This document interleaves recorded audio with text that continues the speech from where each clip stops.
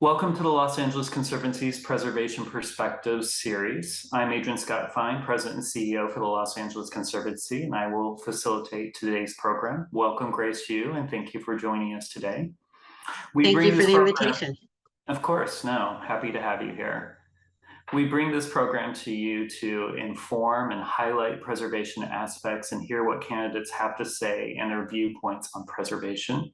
And so that you are aware, the Conservancy is a nonprofit organization, so we cannot endorse any candidate as part of this series. We offer preservation perspectives to help inform. And for those that may not already be familiar, our work at the Los Angeles Conservancy is fundamentally about people and places, and the idea that places help tell our stories in hundreds of diverse communities all over Los Angeles. We do this work through both education and advocacy and approach it through the lens of managing change, as Los Angeles is always continuing to change and grow and develop. For our members tuning in, thank you for all you do. And for those others that are tuning in today, thank you also. And please consider joining as a partner and support us in this meaningful work at the Conservancy. Today, we're focused on Council District 10 and its many historic places and communities contained within, from Koreatown to Leimert Park. CD10 is rich in historic places and neighborhoods, and like all of Los Angeles, face unique challenges through the planning and development processes.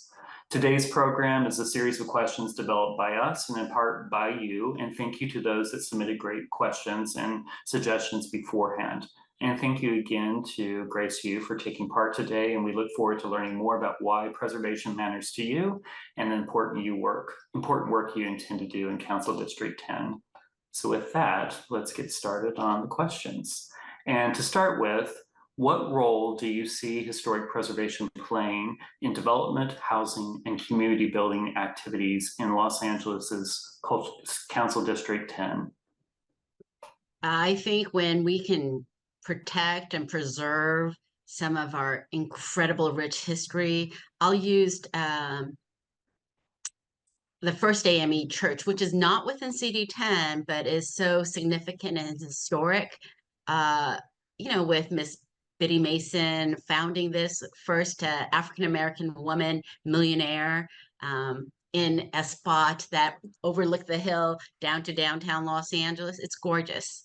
I would want to preserve what we can while building the 10 freeway. The city went ahead and took out huge swaths of beautiful, beautiful architecture and really decimated a community, the Sugar Hill community, which is partly in my district in 10. I am someone who understands that we need to make room for new, but I've got an old soul. What can I say? I live in a 1903 house myself. So, preservation is near and dear to me. Another interesting spot was that the Conservancy was founded to save the Central Public Library. And probably a dozen years after you all were founded, during the huge fire of the mid 80s, I was a teenager. My girlfriend and I, we went down to do what we could to help. So that's me. I've just always been someone who cares about trying to retain what we can and when necessarily make room for things, buildings. But, you know, nothing is as good as keeping what we have. That's the best kind of recycle. Thank you. The next question is focused on Koreatown and adaptive reuse. So office vacancies are now at an all-time high in Los Angeles, and Koreatown is home to a number of office buildings, several of which are being adaptively reused now for housing. How would you support the conversion of more underutilized older and historic buildings into more housing? And are there any incentives that you think the city could offer to help make these pencil out financially? Well, honestly, in Koreatown, I know that most of the underutilized office buildings have actually already been turned into rental units. So I'm not sure that additional incentives are necessary because clearly the owners, developers found that it was much more financially lucrative to from office space to living space. And so I think that's wonderful that we have so many more buildings that are being utilized instead of being left vacant and an eyesore. So that's a huge plus to allow for adaptive reuse, and it's beautiful inside. So I am definitely in favor of that. If there were needs for an incentive, I would look into that at that time. Great. Thank you. This question is focused on HPOZs. Council District 10 contains 8 of the city's 35 historic preservation overlay zones, or HPOZs, across the city. All of these neighborhoods contain a mix of multifamily and single-family zones, and therefore are eligible for various housing streamlining provisions, including the state density bonus and previously ED1. This has led to projects that some residents believe are out of scale and incompatible with the neighborhoods. How do you propose the need for new housing production and how it can be balanced with the goals of preservation in HPOZs? You know, with the state coming down with the new laws and putting HPOZs in sort of a limbo state, it's really upset residents, and rightly so, because they worked really hard to follow all the rules to get the HPOZ designation. Um, that said, because of the way the state law has changed, I think, you know, what I would do as the council person is, as the council member, I would try to put it on the edges so that it's not in the center of the HPOZ. So let's use, Washington Boulevard. That's the edge of one of the HPOZs. If you put it on Washington Boulevard and not on like Gramercy or 24th or so, that would be a far better move to make. It's hard to stop developers, especially when the current laws dictate that they should be allowed to build regardless. There are no safety mechanisms. The best that can be done is for neighbors to band together and get the developer to see it their way. I was pleasantly surprised that every once in a while you will have a developer who understands the character of the neighborhood and will not try to make it unrecognizable, but will be in the same vein of what already exists. The next question is related around neighborhood change. Council District 10 neighborhoods such as Leimert Park are increasingly concerned about change, including redevelopment proposals within and along the Crenshaw corridor, increasing rents, and the resulting displacement of longtime residents and legacy businesses. Residents are currently seeking listing in the National Register of Historic Places in Leimert Park to help. How do you see preservation or other approaches helping to maintain the identities of these types of older and historic neighborhoods throughout Council District 10 and throughout Los Angeles? You know, when you have a good working relationship with the new owners of the properties or the current owners, we can get more done.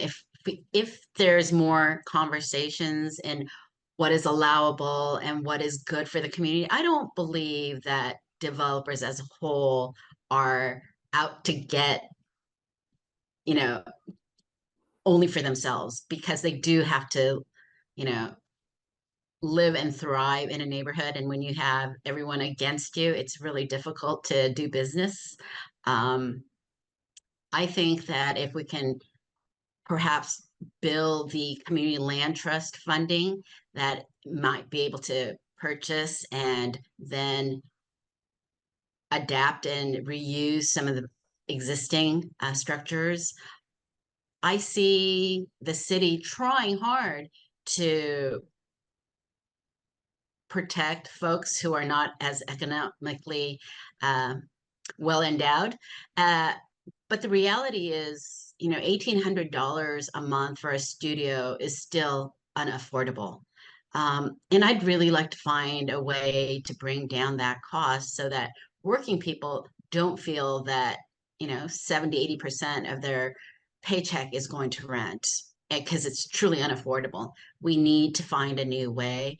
I think it's come to a place where small, tiny residents should be up for sale. Just like instead of just a condo, maybe we could have it be or apartments that go up. We need to have smaller units that are sold to individuals. I like what the city of Pasadena allows for. So, it's sort of your starter home. The reality is you don't get the same kind of uh, markup that the normal market rate would have, but it allows families to have a first starter home and then get to the next. So I would try to follow some of the currently working, and I mean, it works beautifully in Pasadena. I think the city of Los Angeles can follow and do the same. Thank you. This question is focused on the K line. Mid-city residents have asked Metro to consider an alternate route for the K line extension due to concerns about tunneling under many 100-year-old historic homes and potential disproportionate impacts to communities of color. How would you respond to these concerns, and would you support rerouting the project? I was there at the Nate Holden Performing Arts Center. I'm someone who supports it going back to the original. Let's put it through under Crenshaw versus this last minute switch to under residential homes. Not a good move. So I am in favor of keeping it the way it was supposed to go through Crenshaw. Great, thank you. This next question is focused on the historic cultural monuments in the city. Approximately only 10% of LA's 1,300 plus historic cultural monuments citywide tell the stories of BIPOC, women, and LGBTQ plus communities and others. How would you support increasing equity in our historic cultural monument program? First we need to identify the spaces, and I saw some of the places you highlighted here in CD10 as well as the larger city of Los Angeles. I think we can do a better job of that, and then supporting the recognition of the huge impact some of these first support systems for women in the 1800s, early 1900s is a beautiful place to start.